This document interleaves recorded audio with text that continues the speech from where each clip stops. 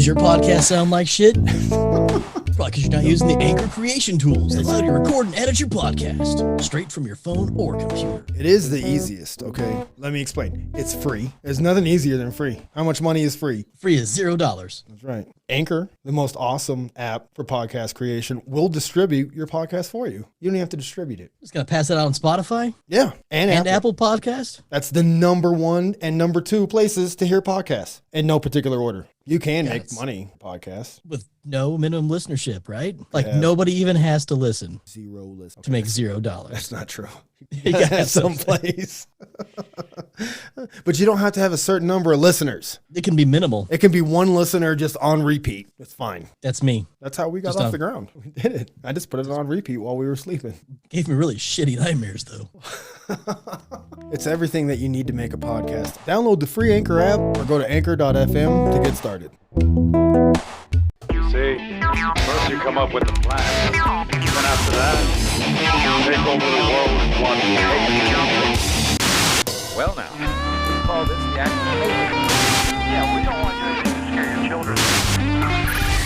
5, 4, 3, 2,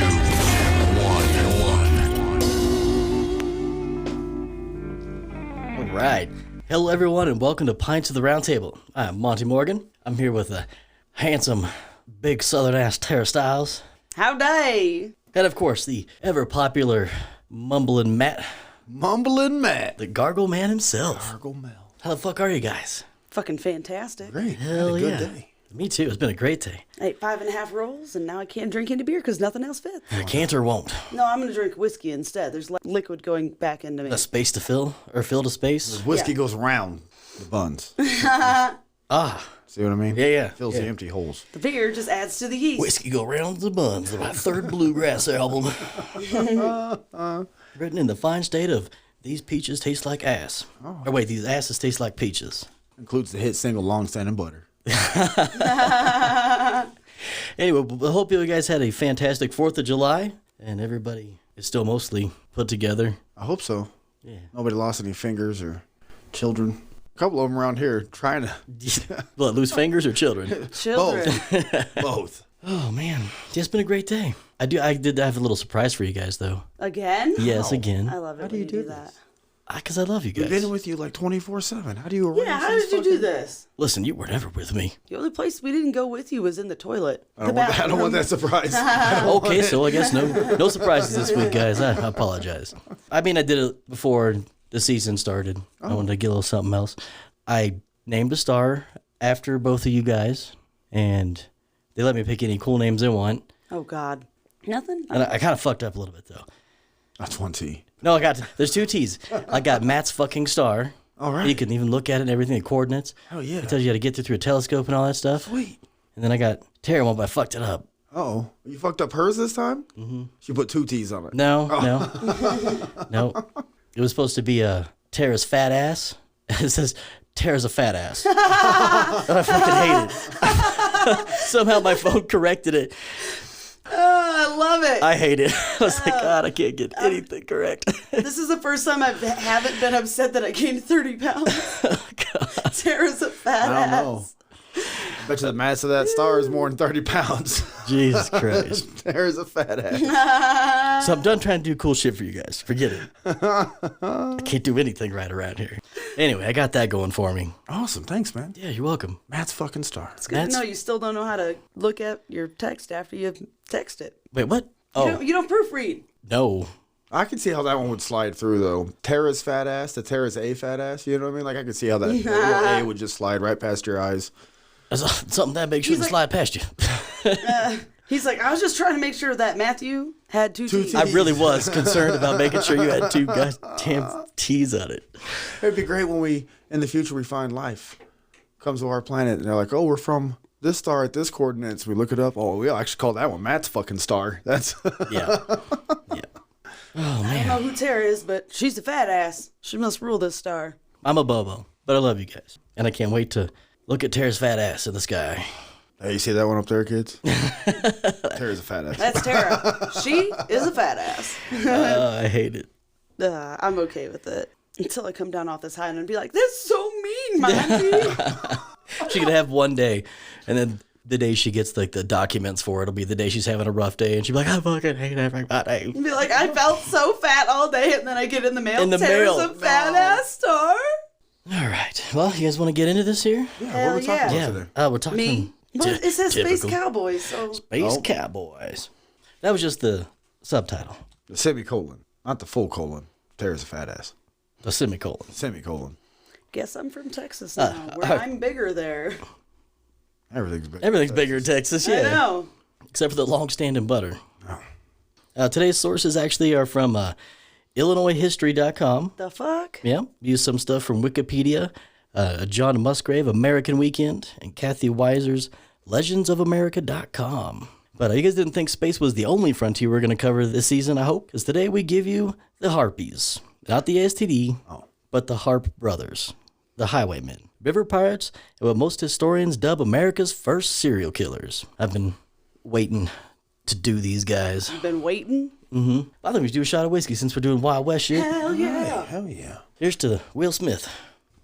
All right, well, 2 centuries ago, a murder spree began stretching from Cucumberland Gap in westernmost Virginia to Cave-In Rock and Pot Spring in southeastern Illinois. That's close to me. During the next 9 months, the murderers killed at least 40 men, women, and children on the frontier until a posse caught up with the killers and took the leader's head on August 24th, 1799. Hell yeah, cut them off right at the Harpies. I feel like we need a posse. I think we are a posse. Yeah, it's you, and fat ass Tara. How many people's in a posse to make a posse? Is it just a group of dudes? It depends on how much damage we could do. We could be a 3-man posse as long as we can kick as many ass as that 5-man posse down the road. Bet. Don't matter. I can take some shit out. Now, we're worth at least 1.5 of a regular posse. Or we're gonna call our posse. Got to have a stupid name. Knights of the Round Table? Duh. Goo Goo Gangster Grass? It's gold gangster grass, not goo goo. What? it's And we just just a beat side up children. We're like goo goo gangster. We just punch little kids in the face 24/7. Just taking out nurseries. Give me that bottle, son. Matt's like, see, we took out 30 of them. Like, Matt, this is a nursery. This is what makes us a posse. Dude, we went fucking, what's his name? Marion Skywalker or whatever. They killed all the little kids. Yeah. A win's a win, okay? Known as the brothers Micaiah and Willie Harp. The two started out life as first cousins William and Joshua Harp, both natives of Scotland, who immigrated as young children with their parents, 2 brothers who settled in Oregon County, North Carolina. In addition to their other aliases, frontier historians simply remember them as Big and Little Harp. So you're telling me they started out as cousins, and now they're brothers? Known as the brothers Micaiah. We're only first cousins, but now we're brothers. Well, their dads were brothers, and they moved there together. Right. So they lived together. I mean, probably had a relationship very much like brothers. Hey, brother. What's it like having a relationship with your dad, guys? I don't know. Me neither. Well, James Hall, a Philadelphia native and judge in Shawneetown during the 1820s, wrote the first histories about the characters. His introduction from his 1828 Letters from the West serves best for the story. Well, many years ago, 2 men named Harp appeared in Kentucky. Southern eastern Kentucky is fact, spreading death and terror wherever they went. Little else was known of them, but they passed for brothers and came from the borders of Virginia. They had 3 women with them, who were treated as wives, and several children with whom they traversed the mountains and thinly settled parts of Virginia into Kentucky, marking their course with blood. Their history is a wonderful, as well from a number and variety as incredible atrocity of their adventures. So do you like them or hate them? No, wonderful. I don't know, but so their posse consists of 2 men, 3 women, and a shit ton of kids. But they also have an atrocity of adventures. Hell yeah, so do we. We are a posse. Let's fuck these kids up. The spree lasted as long as it takes to cook a baby. Oh, The 9-month spree began in the early Tennessee state capital of Knoxville. The Harpies and 2 of their women arrived there sometime between the summer of 1795 and the spring of 1797. They lived on a farm 8 miles west of the village, Beaver Creek, until late 1798, when a neighbor rightfully accused the Harpies of stealing his horses. Oh no! Was this the man that shot your pa? It better not be. They stole the horse. ran off with the horse. I'm more concerned about Beaver Creek. Sounds hairy and wet. I like it. The Harpies ran off, but the neighbors eventually caught up with them and the horses. They made their way back to the capital. The Harpies escaped. For a while, the neighbors pursued, but eventually gave up. Well, yeah, they got the horses. Hell yeah. We're trying to catch up to these horses. Yeah, how slow do they gotta be Don't touch my stick. to catch up to the the harps without horses. Like, how slow are the harps right now? I just don't care. I already got my horses. Fuck those guys. Rather than hiding, that same night, the Harpies returned to a rowdy groggery operated by a man named Hughes, a few miles west of Knoxville. The Harpies had frequented the establishment before and knew the operator. Inside, they found a man named Johnson for whom they were looking. Oh, better watch out, buddy. Tie up your horse to yourself. That's so BDSM. Oh, he may have been the man who enlightened Harpies' neighbors about the horses' whereabouts. Oh, he's a snitch. Yep. He's fucked. And you know what snitches get? Horses. Snitched on. Yeah, they're snitches. Snitches. Wait, Snitches get Oh, wait, snitches. no. Is this the road or the street? sir, that's cow shit. Why, he will never be known. The Harpies took and killed him. Some days later, a passerby found his body floating in the Holstein River, ripped open and filled with stones, a trademark of what would become a harp victim. Fuck yeah. Hell So, yeah! wait, they ripped him open. They filled him with rocks, but he was still floating. No one says they were good at it. Oh, okay. It just says they did it. How many stones we put in him, little? It said stones, not rocks. It was just the little ones. Two of them. Two stones. If it was just one, it would be one stone. A stone. We need to put stones in them. Listen, Big Harp, I think we should use 3. No, Little Harp, don't be using all our rocks. The Harps got away with that murder in part because authorities believe the establishment's owner and his brothers-in-law, who were present that night, had something to do with it. Meanwhile, the Harps traveled eastward toward the Cumberland Gap to meet up with their wives. While traveling the Wilderness Road, they killed twice more. The first time, a pair of Marylander travelers named Paca and Bates. The second time occurred on December 13th with a young Virginian named Langford, a man foolish enough to travel the wilderness alone and show off his silver coin in too many inns. What a dumbass. Dumbass. Hey, man, look at the coin. Look at it. Thanks. By the way, I'm traveling alone, and I'll be headed down the Cucumberland Gap alone with this super shiny coin. I'm going to be on the Wilderness Road, right behind these guys, Paca and Bates. Yeah, I can't wait to see him live. Like Johnson, they failed to dispose of the body well enough. Passing drovers discovered it a couple days later. Almost immediately, the nearby innkeeper recognized the body and figured out the culprits. A posse gathered, and the chase began. They better have horses. I ain't trusting no innkeeper. He sounded like he was a snitch earlier. He's snitching again? Well, the first snitch died. The second one didn't learn. Could be in up for sale real soon. On Christmas Day, 1799, they caught the Harps and imprisoned them in Stanford, Kentucky. A preliminary hearing on January 4th found enough evidence for a trial and ordered that the prisoners be taken to the district court at Danville, Kentucky. So you're telling me that the posse that formed had faster horses? Well, than yeah, the it Hart started brothers? with the horses this time. Well, no. They caught up to him. The posse did, and they ended up arrested. So that must mean that their horses was faster. I told you, Big Harp, we gotta get rid of some of these rocks. It's weighing us down. Weighing down the horses. For the next 2 months, the Harps plotted their escape, which came on March 16th. Ooh, that's hot. They left the women in the jail for practical reasons. All 3 were pregnant.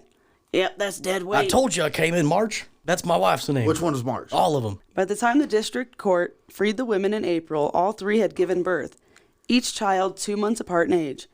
And they probably didn't know who the father was. I mean, they know 2 of the fathers, but they don't know who fathered what. Who fathered what? Yeah. Big 2 and dudes, little. 3 chicks. They don't know. Yeah. Say hi to Daddy Big. Say hi to Daddy Little. I don't like any of that at all. After their escape, the Harps continued their murderous spree. In late March or early April, they killed a man near the future site of Edmonton, followed by another murder on the Barren River 8 miles below Bowling Green. On April 10th, they killed the 13-year-old son of Colonel Daniel Trabu, who lived 3 miles west of present Columbia, Kentucky. Ironically, posse members chasing the Harps were at Trabu's house, urging him to join the chase. Then they discovered Trabu's son missing and believed him abducted by the Harps. Oh, shit. You should come with us. Wait, where's your son? You know what's one thing we need in our posse? A 13-year-old son. That's the last thing we need. Depends on the son. He's worse than the Stones. Well, from the Trabu home, the Harps continued towards Cave-In Rock by way of Red Banks, which is now Henderson, Kentucky, Diamond Island, and Pot Spring in Illinois. You know where Pot Spring is in Illinois? Hell no. Oh. Well, meanwhile, the Danville court acquitted one of the Harp women, forced a mistrial on the second, and convicted a third during trials on April 15th. What a shit deal. Like just one of them? I mean, for her. The judge offered a new trial to the one woman convicted, and Attorney General decided 4 days later not to retry her. With their freedom once again theirs, the women left the jail and headed for Cave-In Rock, where a messenger had told them to meet their men. Well, on April 22nd, the governor of Kentucky issued a $300 reward Oh, man. for the capture of the harps. That's big bucks back then. Wonder how many bucks. 300. Wow, that's a lot. Well, during this time, the extent of outlawry in the western portion of Kentucky, especially in the Ohio River counties from Green River on down, spurred the local militias into action. Just in western Kentucky, though? Oh, I heard in southern eastern Kentucky, there was actually a man who was the champion of stopping outlawry. That's me. Yeah. I'm the southern eastern Kentucky of outlawry stoppins. They drove the outlaws out of Mercer County, then crossed the Green into Henderson County, where they killed 12 or 13 outlaws and pushed the rest downriver. You mean we've been riding horses and we could have had a ride the whole time? He just driving people around. They continued the law and order sweep until they reached the Tradewater River and Flynn's Ferry at its mouth. Cave-In Rock lay just beyond, and Captain Mason's pirates prepared for the attack that never came. Instead, the pirates welcomed fleeing outlaws and the harps seeking refuge. Hell yes. We like these two. Come on over. Outlaw Cove. Historians believe the harps spent less than a month in Illinois, but long enough for 3 or 4 murders.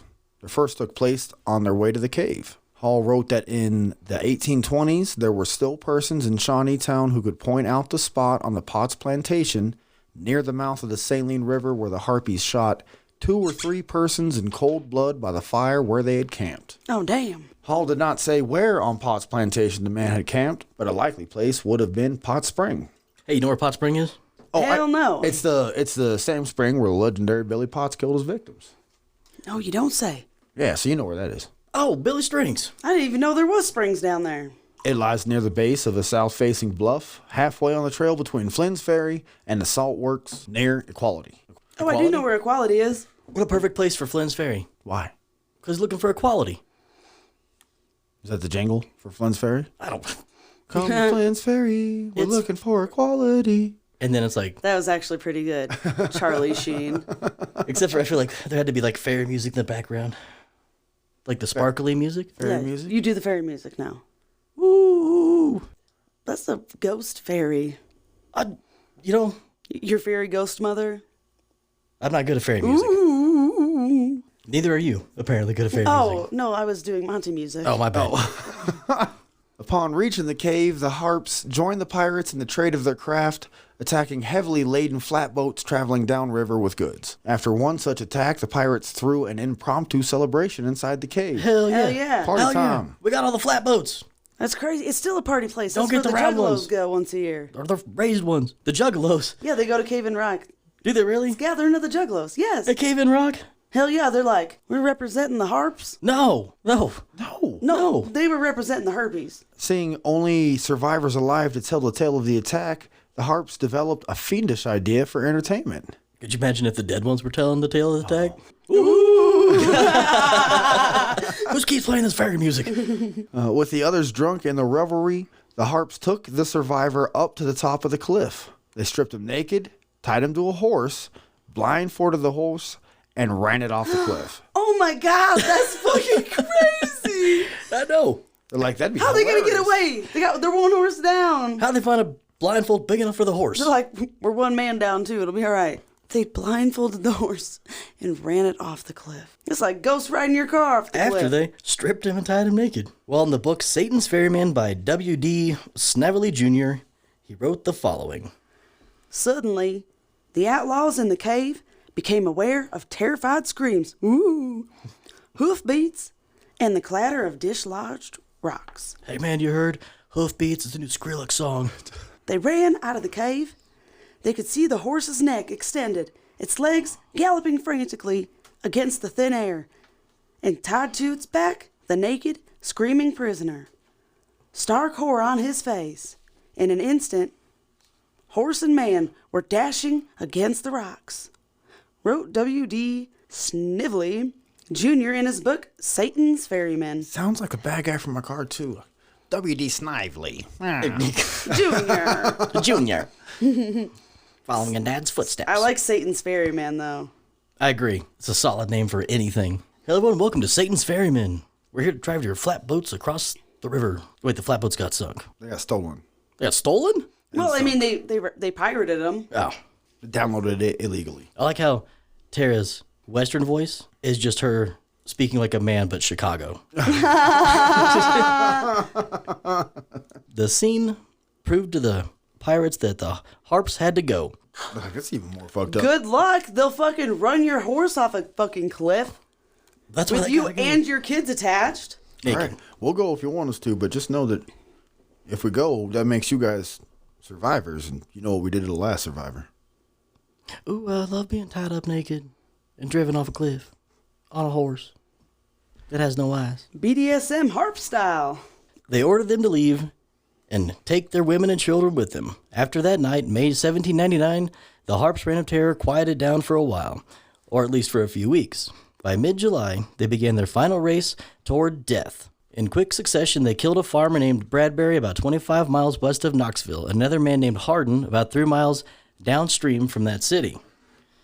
On July 22nd, they murdered the young son of Chelsea Coffey on Black Oak Ridge 8 miles northwest of Knoxville. 2 days later, they struck William Ballard, also a few miles away from there, or from Knoxville as well.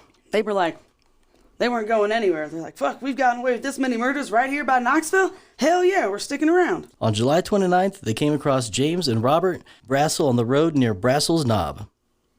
Wait, James and Robert Brassel of the Brassel's Knob Brassels? That's the same two, in fact. Oh my no. Pretending to be posse members looking for the Harps turned against the Brassels, accusing them of being the notorious outlaws. Hell yeah. I know, right? They're like, wait, we're looking for the Hart brothers. Oh, we're looking for the Hart brothers. You are the Hart brothers. No, you're the Hart brothers. No, you're the Hart brothers. Well, Robert escaped and went for help. With him gone, the Harps beat James to death. Oh. As they headed toward Kentucky, they killed another man, John Tully, around the beginning of August in what is now Clinton County, Kentucky. Then, in almost daily attacks, the Harpies murdered John Graves and his son, and finally, the families and servants of 2 Trisword brothers who were encamped on the trail about 8 miles from modern-day Adderville, Kentucky. They just fucking up everything. Also during this period, they killed a young black boy going to a mill and a young white girl. A few miles northeast of Russellville, Kentucky, Big Harp even killed one of his own children, or his brother's child. Or his brother's child. At Russellville, the Harps threw their various pursuers off the track, tempting them to travel a false trail southward back to Tennessee. Oh, that's much better than what I thought. It was like, hey, get off this track. And just like picked him up by his coattails and duster and just like hucked him off. Get out of here. Threw him off the track. Get off my track. That's what they did with the horse and the naked guy. Instead, the Harps continued northward to Henderson County. During the first or second week of August, they found a cabin on Canoe Creek. This is a weird place for a cabin right Yeah, here. Right here on Canoe Creek. Someone has built this here. It was about 8 miles south of Henderson, and they rented it. That's just a weird twist of fate. But stealing everything, we're like, hey, we're going to rent this cabin. Let's mix it up this time, guys. A failed attack on a neighbor aroused suspicion. But a week of surveillance on the Harp cabin failed to convince the locals of the renters' true identities as the Harps. How do Oh you yeah, think, that's because they rented the cabin. yeah, how do you think surveillance was? And they were just like 2 cops sitting in the car with Dunkin' Donuts, but instead of just a couple of guys eating beans Gossiping neighbors. next to a I'm campfire. going to keep my eye on them.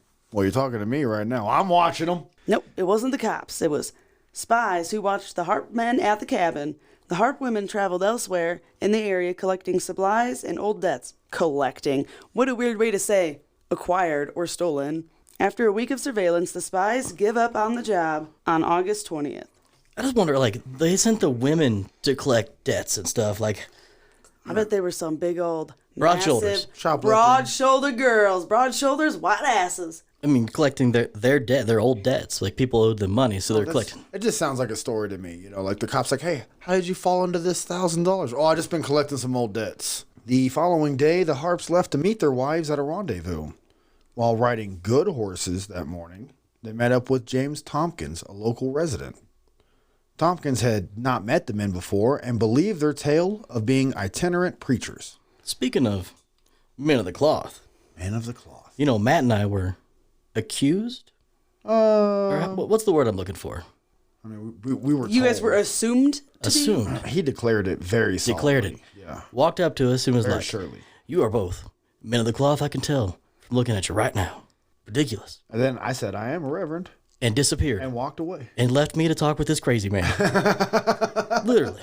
Just ditched me to talk with this crazy man. He was like, "You, If I realized he was going to be that crazy, I would have stuck around for the show. for the story?" Well, I kind of like that you left because he was like, "You, sir, you hesitated to say yes." And I was thinking, well, because Matt answered first. Like, he was like, "Oh, you men like you and I, we got two options: following God or doing drugs." I don't know why we can't do both.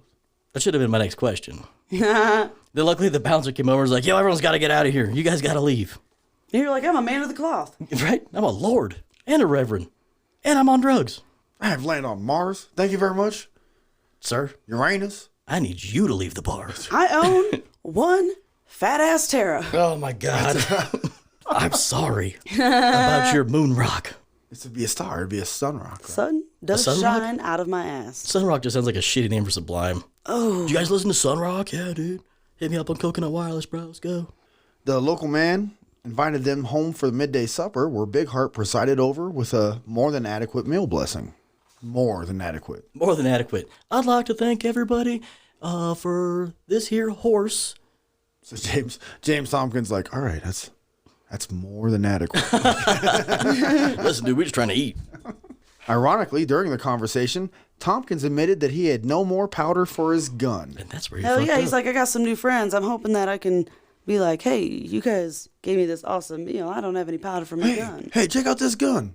That ain't Isn't got that great? no powder, it's, though. It's perfect for protecting me if I had any bullets. Or... And to show of charity, Big Heart poured a teacup full from his powder horn. Oh. Well, good, sir. 3 days later, that powder would be used to shoot Big Harp in the back as he tried to escape. Oh, Oh, shit. joke's on you. He fucked just shot himself. Fucking big, dumb, stupid. Well, leaving Tompkins' place in peace, the Harps traveled on to the house of Silas McBee, a local justice of the peace, but because of McBee's aggressive guard dogs, they decided against an attack. Instead, they traveled to the home of an acquaintance, Moses DeGaulle. Hell yeah, I didn't know we were going that far back in time. Oh, yeah. Moses wasn't home, he was out getting down. Parting Red Seas. But his wife offered them a bed to sleep in as long as they didn't mind a third man, Major William Love, who had arrived earlier. So my husband's not here. Right. He's out there getting down, But I got turning around. I got this guy, my lover. I mean Major William Love. Major William Love. And y'all can all share me. I'm in a bed. Right. It's like when that odd couple was like, "We really like your vibe when you're out of town." And I they're noticed like, you from the other end of the bar. I just Right. want to buy you a drink. The Harps accepted their offer, but later that night they murdered Love, Mrs. Stegall, and Stegall's 4-month baby boy. Steven Seagal's baby boy got killed? Steven Seagal was not there. That's how the revenge movie started. That's what set off his shitty acting career. In the morning, they burned down the house, hoping to attract the attention of McBee. That's one way to do it. Justice of the peace, trying, hey, we're going to fight you. And the dogs were like, no, you're not coming here. He's like, fine, well, we just burned down the fucking Well, yeah. neighbor's house. How you like that? Good job having dogs. Well, because if McBee goes running over there to stop the fire, his dogs are coming with him. Or he might leave the dogs. A Terra plan to get the firemen to show up. Ooh. Wild West firemen? I only got 2 more days. I think we should just take her to a fire department. And just call it. And just like leave her there for a few hours. This is our big ass baby. I would have put her in the deposit box, but her ass is too big. Monty. What? All right. Well, the smoke attracted McBee and a number of others.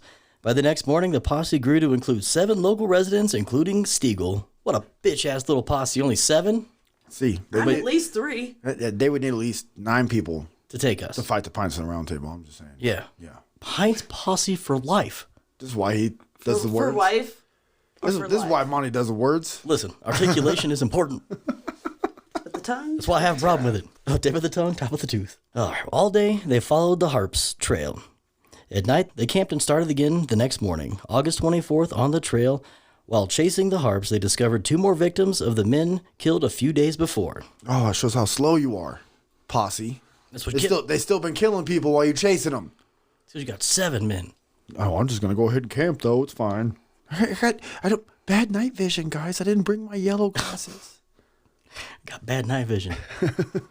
All right, Billy the Kid. Wait, yeah, but was it Billy the Kid that had bad vision, or was it Doc Watson had moon blindness? I don't know anything about You guys don't know your Dotson. Wild West history? I don't know which one had night blindness. No. Well, obviously me neither. Well, they soon found the Harp's camp with only Little Harp's wife present.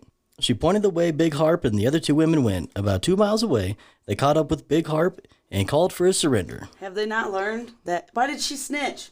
She knows that they're going to kill her. It sounds to me like Little Harp went a different direction than Big Harp, and this Little Harp's wife was like, they went that way Right. and pointed to the way Big Harp Big Harp went. Yeah. Oh, shit. He killed my son. It's, Maybe. Instead, he sped away, leaving the women. 4 of the posse members shot at Harp. 1 hit him in the leg. John Lipier missed and then borrowed Thompson's gun for a second shot.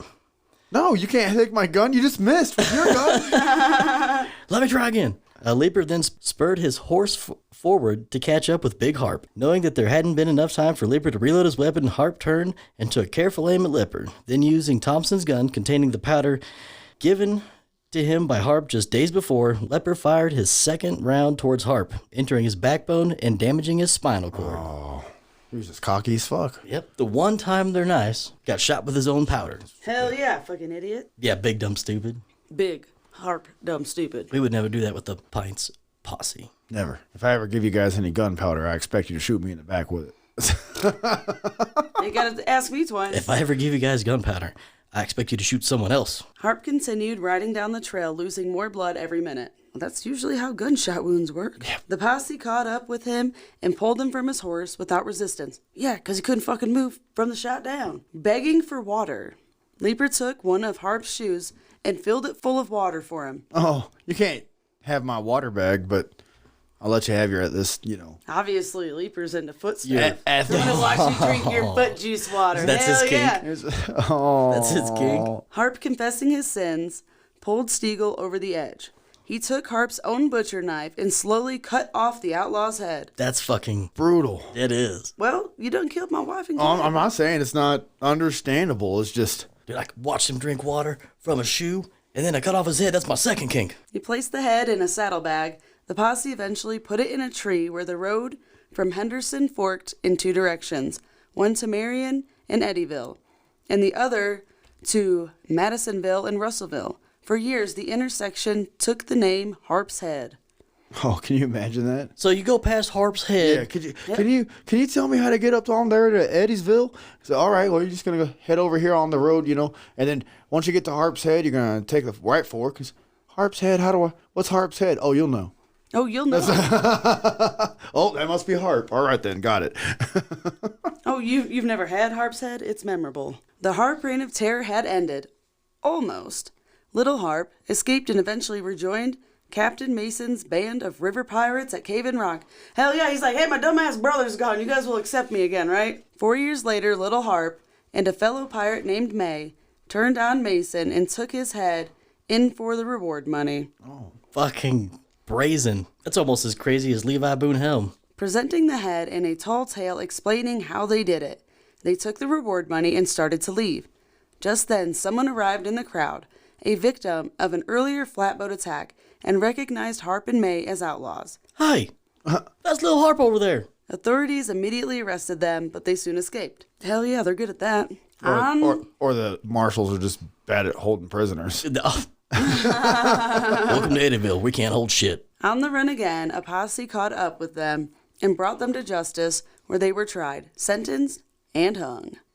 So Little Harp was hung? I thought it was just Big Harp. Nope, Little Harp was hung too. Yep. And just for good measure, had their heads cut off and placed high on stakes along the Natchez Road as a warning to other outlaws. I kind of still wish we lived in a time where they just cut people's heads off and left them at the edge of town, being like, Put them on stakes. right. Just let you know. Where it wasn't up to the police and the court system to take care of things. The police did it, but yeah, like, Okay, remember we were talking about deterrent earlier today? Talking about like crime deterrent? Yeah, this is a great one. this is great. Hey, come to my town. Look here's the heads of every criminal I ever killed.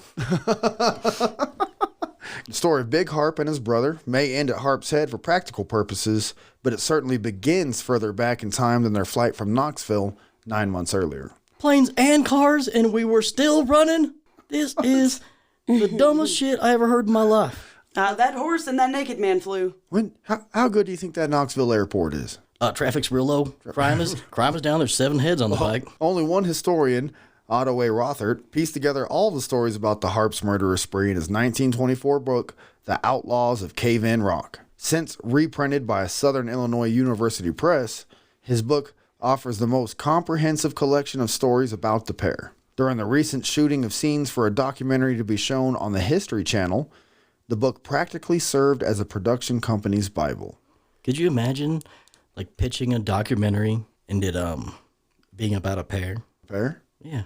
Like, it's not as good as an apple. Right. But it grows on a tree, though. And History Channel's like, sold. Let's do it. It should have been ass-flavored peaches. Ass-flavored peaches. Take that over to Spike TV. That's nothing we want to deal We with. just call that Terror Aid. That's it. Terror Aid. Oh, my God.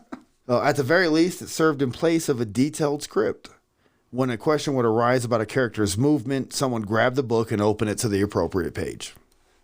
Hey, what would you think Little Harp would do in this situation? Hold on, there is this situation. Page He did 29. this. Is there like a key code in the back? Let's see. Harps did this. He had beans about it and then put 2 stones in a man. Paid a production assistant, serious, just to sit there with the book and keep up page to page. What scene we filmed today? 42. 42. The pears were smooth that day. They managed the complexion of the banana. It was yellow and smooth. God damn the apple, thought the pair. The production assistant and the cameraman or the pair? All right, well, however, Rothert doesn't focus on what led up to the Harps' outlaw years. In fact, only one author ever did in detail. T. Marshall Smith published his Legends of the War of Independence in 1855, focusing on the lesser-known stories and characters in Southern and Western theaters of Revolutionary War. Smith claims the Harps as pro-British fighters at the Battle of Kings Mountain and other skirmishes. All right, however, Rothert doesn't focus on what led up to the Harps' outlaw years. In fact, only one author ever did in detail. T. Marshall Smith published his Legends of War of Independence in 1855, focusing on the lesser-known stories and characters in the Southern and Western theaters of the Revolutionary War.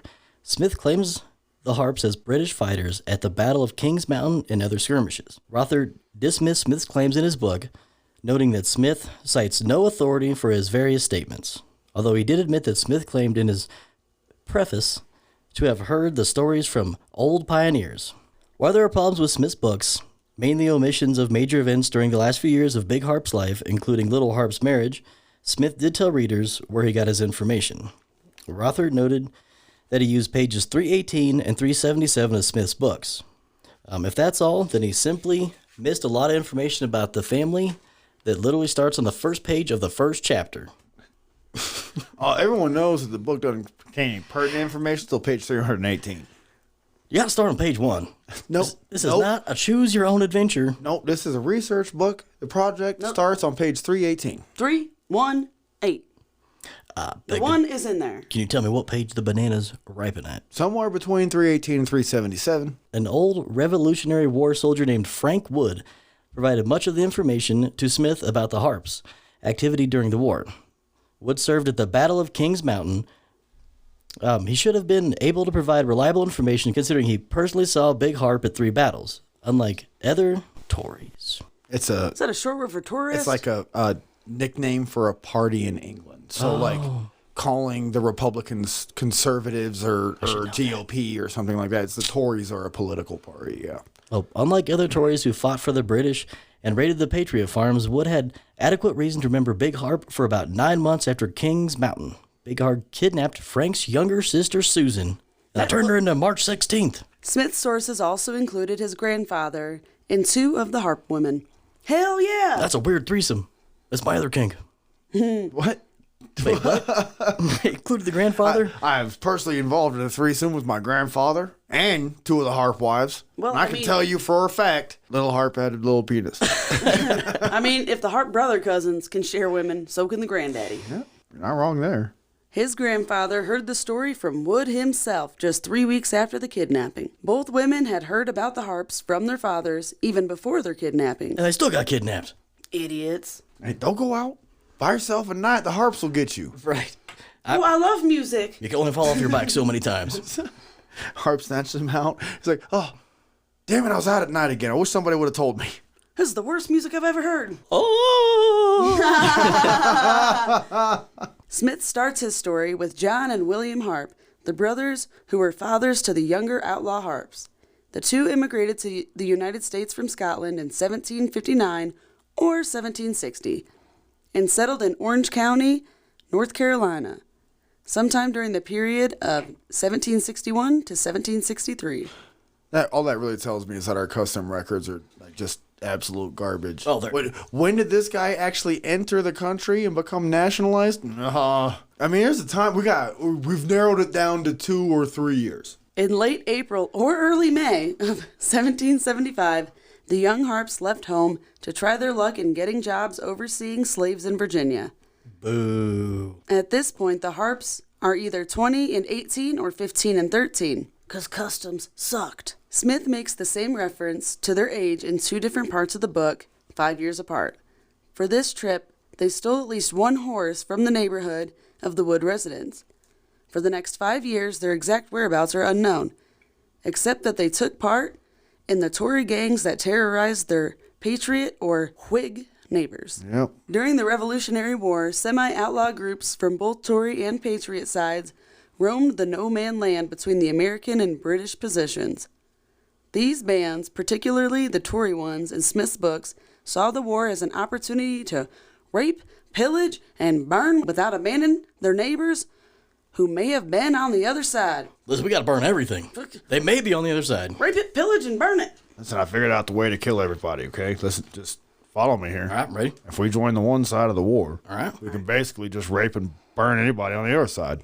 No pillaging? Oh, we can do that too if you want to, but only if you're good, though. Pillaging as a special treat when you're good at the raping and the murdering. Only if we can pillage between the rape, but before the burning. That's why I hit Big Harp right there. You know what? Let's form a posse about it. Is that another fat joke? You guys are the nicest, meanest people I've ever met. Still no music. He reported by name 3 kidnappings of young women by Tory of the rape gangs operating in North Carolina. Frank's father, Captain James Wood, successfully interrupted the attempted kidnapping of a 4th teen, shooting and wounding Little Harp, one of the 5 attackers. During 1780, as the British refocused their campaign on the South, they officially recognized and admitted these Tory irregulars and Cherokee allies into their ranks. On October 7th, the Americans attacked the large portion of the British Army at the south at Kings Mountain, near the border between the Carolinas.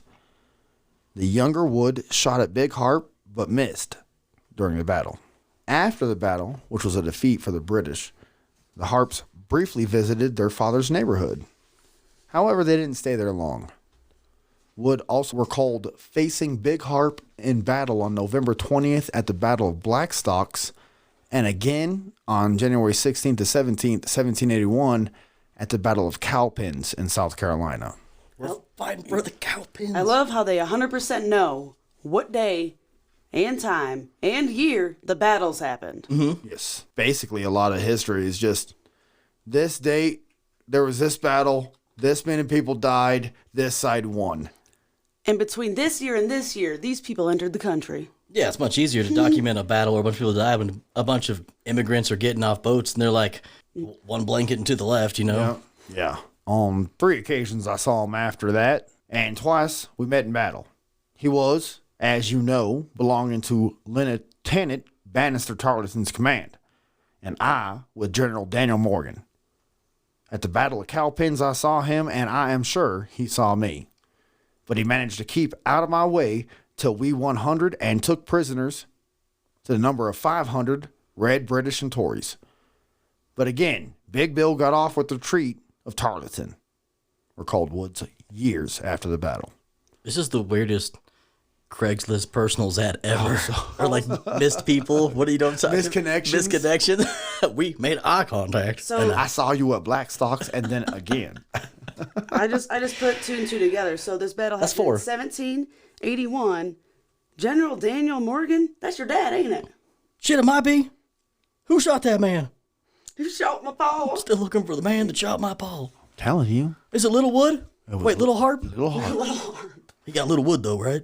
Well, shortly after that, the Harps left the British Army to go back with the Cherokees to their villages west of the Appalachians. During that trip, they took part in the attack on Bluff Station at the present site of Nashville, Tennessee on April 1st. 400 Cherokees took part in that raid. Nashville historians recalled a Captain James Lipper among those who died in the assault. Lipper may have been a relative to John Lipper, who shot Big Harp 18 years later. I don't think that's a very common name. I've known myself 9 or 10 lippers. Do you? How's their skin? I don't know a single leaper. Same people who lip Like hair lip? like a lipper. Don't talk about my mustache. Well, according to statements made after Big Harp's death, John Lipper and Harp knew and distinctively disliked each other. So much for my missed connections I had. Well, after the raid, the Harps did not stay with the Cherokees long. About the first week of June, they kidnapped Maria Davidson, and a week later, they took Susan Wood. After rendezvousing at a hunter's cabin on the east side of the mountains, the Harps, their captive and brutalized women, and 4 assistants crossed the mountains. During the 20-day trip, during that trip, 20-day trip to the Cherokee Chickamauga town of Nickjack, located southwest of modern-day Chattanooga, the Harps managed to find time to kill Moses Doss. Big Harp apparently found a problem with Doss, over concern for the women's well-being. For the next 12 to 13 years, the women and the Harps stayed in the Indian village. Twice, each of the captive women became pregnant, and twice, each of the Harps murdered the children. Jesus fuck. Wow. Yeah. I mean, we don't talk about good people on the show, They're really right? into, I'm just saying, they're really into sex for people that aren't really into kids. Well, who the hell isn't? Well, when the British surrendered at Yorktown, not all fighting ceased because they were like, yeah, fuck this. We still gonna kill you. Groups of Indians, including the Chickamaugas, a breakaway band of Cherokee, continued to make war on the pioneers in the settlements west of the mountains. The guests in their village, the Harps, often followed them on the warpath, including the Battle of Blue Licks on August 19, 1782, when a large group of British-backed Indians defeated an army of Kentuckians. I want to go put on record it was not southern eastern Kentucky because I would have not lost that fight. I'm the southern eastern Kentucky. Champion of everything. Champion of the Battle of Blue Licks. Absolutely. I could lick more bloobs than anything. Bloobs? They again joined the Indians in an attack on Bledsoe's Lick in Tennessee. And I did not take part in that. I ain't licking no Bledsoe. Either on July 20th, 1788 or April 9th, 1793, dates of 2 major attacks on the settlement. So listen, we couldn't get the people right, and like Tara said, we can't get the attacks right either. That's a whole 5 years difference. There were 2 battles of Bledsoe's Lick. Bledsoe's luck? Yep. Sounds very unfortunate. There were 2 different kind of licks. It was an upstroke and a downstroke. Oh, I like the side to side. Give you just a little bit of circles on the frenulum. The frenulum, what you use to put people to sleep, is ring it back forth. Yeah, a little frenulum. Licknetize people. Lignitize me. Finally, the Americans successfully took the offensive and struck back, wiping out Nickeljack. Oh, really? That's the same town Nickelback was born. Thank God they wiped them out. You missed a few, 4 of them, and now look at us. We're the sons of the fallen Nickeljack. This happened in September of 1794. Somehow, the Harps found out about the attack through their white contacts and secreted their women out of the village the night before the battle. They have a lot of connections. They're all white somehow. The contacts? Yeah. Well, yeah, it's like 1795. Are you kidding me? You can't just get any color contacts you want. You just got to get the white ones that go right in. Very nice. You mean the clear ones? Taking their wives on a nearly 2-day journey, they found a new camp where the women stayed for 9 months, during which the Harps pillaged and foraged in the more settled portions of Tennessee, such as Powell's Valley, close to Knoxville. From the summer of 1795 through the spring of 1797, historians don't know much about the Harps' whereabouts. However, they did manage to move into a cabin on Beavers Creek near Knoxville, at least by the spring of 1797. On June 1st of that year, Little Harp married Sarah Rice, a local girl. The Knox County marriage records verify that tradition. Just over a year later, the Harps would begin their murder spree. So what happened to the women? I don't think I want to know. Well, following Big Harp's death, the posse chasing the Harps took the 3 women to the court in Russellville. Eventually freed and released, the youngest wife, Sally Rice Harp, returned to her father's home in the Knoxville area. The other 2, Susan Wood Harp and Maria Davidson, who continued to use her alibi of Betsy Roberts, stayed in the Russellville area for a while, living normal, respectable lives. A few months later, after Little Harp lost his head after turning in Mason, Betsy married John Ruff Statler on September 27, 1803. By 1828, they had moved to Hamilton County, Illinois, where they raised a large family and lived until their deaths in the 1860s, according to McLeansboro historian Ralph Harrelson. I do know where those locations are. McLeansboro? In Hamilton County. All right. Do you live there? It's not a far drive. Okay. Susan died in Tennessee, and Rother believed her daughter eventually moved to Texas. God bless Texas. But God bless. Hell yeah!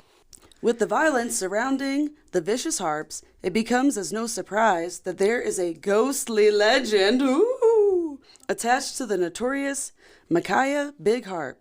In addition to terrorizing the states of Kentucky, Tennessee, and Illinois, the Harps were often known to have traveled along the Natchez Trace through Mississippi, between Tupelo and Houston, Mississippi. There's a place called Witch Dance. You guys know what happens at the Witch Dance? Hell yeah. I don't know, it sounds like a Stevie Nicks song. They get down, turn around, a motherfucking boogie. Oh, boot, scooting. Oh, it's Brooks and Dunn. I was wrong. The new Skrillex song, The Hoof Drop or whatever. Steeped in mystery for centuries, it was not only the home of the mound builders of Mississippi, but was also said to have been a coven of witches who would gather for nighttime ceremonies. Because witches hate daylight. You come out of daytime, they burn you. The witches? Yeah, no, They don't burn them at the night. posses come out and they burn you. Oh, We got to hang out at night. that's a very true statement. Well, they don't want to be hanging either. That's what the daytime is for the hanging. Okay. Nighttime is for the burning. You got to be able to see the fire now. Come on. Yeah, you don't burn nobody in the day. It's just pointless. It's just stupid. Wasting good fire. We just discovered it. Lore has it that wherever the witches' feet touched the ground during their dances, the grass would wither and die, never to grow again. Yeah, fuck this grass. I'm just trying to dance. Imagine that's your only superpower. You just kill grass where you walk. Where you dance. Where you Yeah. And that's how the town of Footloose started. Right. Oh, shit. That's what. And every time I let some people dance, my front lawn dies. Okay, I'm just tired of it. I'm calling the HOA. That's the last time they had the UNT stage at Wakarusa. It was ruined, which was just the EDM stage. Ruined all the grass. Never came back again. Somebody called the astral projecting witches and be like, they're fucking up our grass. They'd be like, bitch, we're in space. We're astral projecting witches. We ain't got no grass in space. Yeah, we're killing all the space. Basically, everybody listens to the EDM as witch. That's what I'm hearing. That's what I'm Kill and get grass when they're dancing. That's what I'm understanding. Clop, clop. At some point prior to his death, Big Harp was traveling along the Natchez Trace with an Indian guide who showed him the bare spots in the ground and told him of the legend of the witch dance. I'm going to tell this dumbass white guy. He's like, I'm gonna take him to that place where I've been peeing on the grass Right. and tell him that's the witches dancing. That's all it's like. He keeps ordering the nachos trays. We don't fucking have that. Fucking in, you get corn. In Buffalo, he keeps saying, can I get the nachos trays? Big Harp only scoffed at this and began to leap from spot to spot. Who? I just landed. He's straight dancing on the pee. He's dancing on the pee, guys. Just give him the buffalo. Tell him it's nachos trays. Jesus Christ. He was daring the witches to come out and fight him. Of course, nothing happened. At least not then. No, they put a curse on him. Ha, you're gonna get shot with your own gunpowder, you dumb fuck. Oh. Eventually, Big Harp made his way back to Kentucky, where he was tracked down by the posse in August 1799. After he was decapitated and his head placed in the tree, the skull was said to have been removed by a witch, ground into powder, and used as a potion to heal a relative. What the fuck is this harp gonna be healing?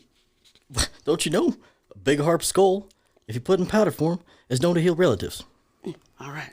Word soon got around, and when travelers retold the story along the trace, they would swear they could hear crackling laughter coming from the nearby bushes and trees.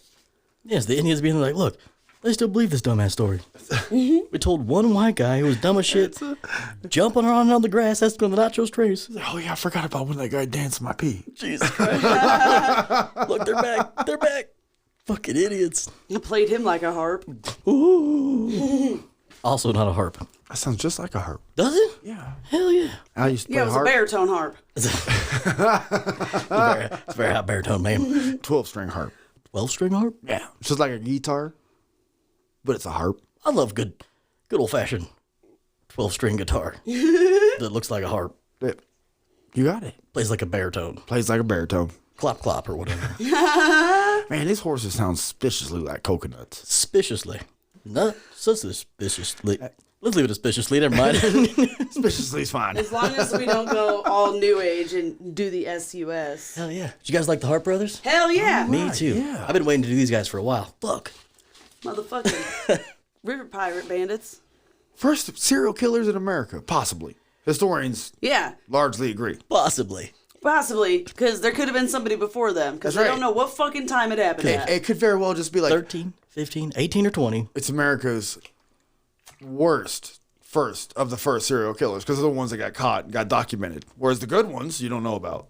Hell yeah, I like it that way. I mean, shit. I just finished what was in mine. Oh, you can do whatever you want, buddy. It's called herpes. She's like, I don't want any. I don't want any more of I that. don't want any more of that. I've already got 4 kinds. All right. Yeah, I was excited to do this one. It's good shit. It's good shit, definitely. Oh, also I want to go ahead and we got a new Patreon member. Take a moment to thank those guys or Absolutely. that person. I mean, thank all of them, of course, but Patrick, Thank you, buddy. we appreciate you. Absolutely. Is that If- the man I found in St. Louis? No. At Oh, shit. $15 level Yeah. member, Join in at the big stuff. Hell yeah. Loving Patrick, you. and also the random guy, That Tara met in St. Louis. the random guy you found in St. Louis, Tara. Well, him and his girlfriend, oh, possibly girlfriend. I don't even know if they were together. I just kept calling her his girlfriend. So basically, you're asking strange men for money. No, we didn't ask anybody for money. Gave him stickers. That's literally how Patreon works. Oh, yeah, you're right. I asked him for money, and he's like, hell yeah. But yes, thank you for your membership. We appreciate the support. fuck out of that. And thank you for putting up with Tara randomly in St. Louis with our friend Kransky.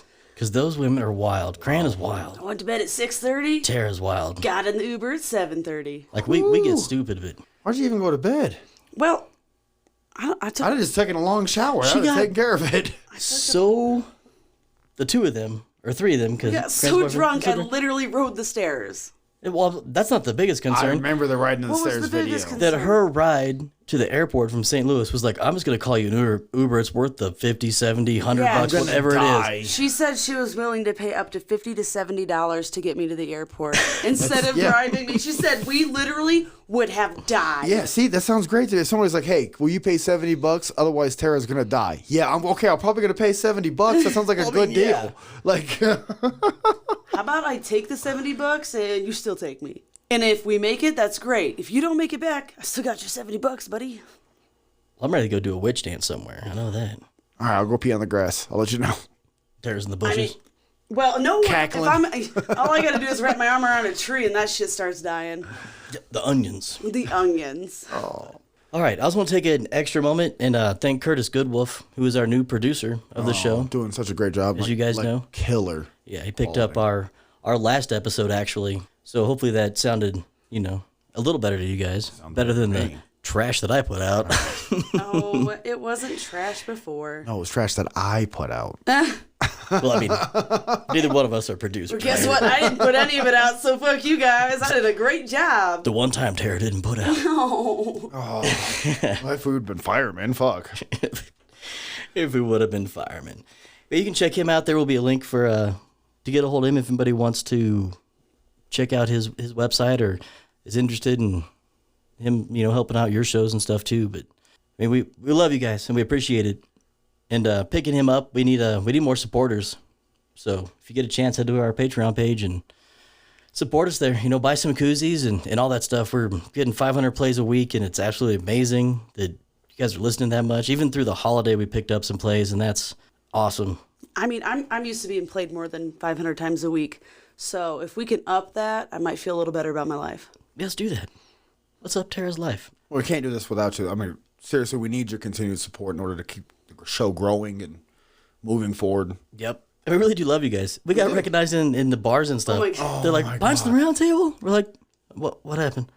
It depends. Who's asking? Yeah, like literally. It's like getting served papers. Are you gonna buy me a beer or hit me? I don't know yet. No, I mean, he was a really fucking solid dude, too. Yeah, I mean, yeah, it was. Like, literally solid as fuck. Dude was good looking. Oh, my God. He worked out. Yeah, Waxed, and like tan. even not, if you don't do the Patreon member, there's a couple people that just donate to the show. They don't want to do the reoccurring fee or whatever. They just give us a couple bucks or buy koozies and shit. Like, Fucking love that. all of Absolutely. it. All of it helps, man. Stickers, all that stuff.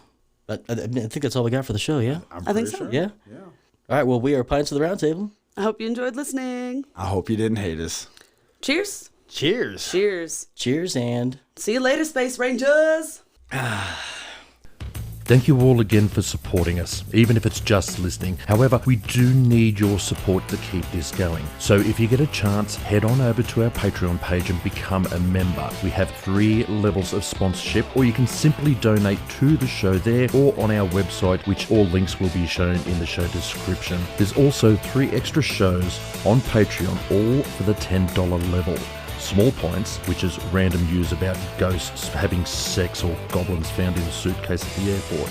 Press Play, which is a show about music with the lovely Mel Damon, also known as Matt Gibson. There's also Talko Brewsto, which some of you are already acquainted with. Also check out the podcast Mugs of Mystery from the extremely beautiful yet completely unavailable Casey Combs.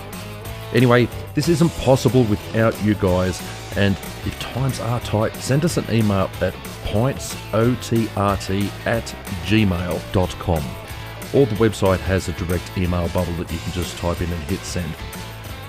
Tell us about the show and let us know what you loved or what you hated. Give us some of your favourite quotes so that we can get it onto a koozie or a sticker for you guys. This has been a Points Podcast production.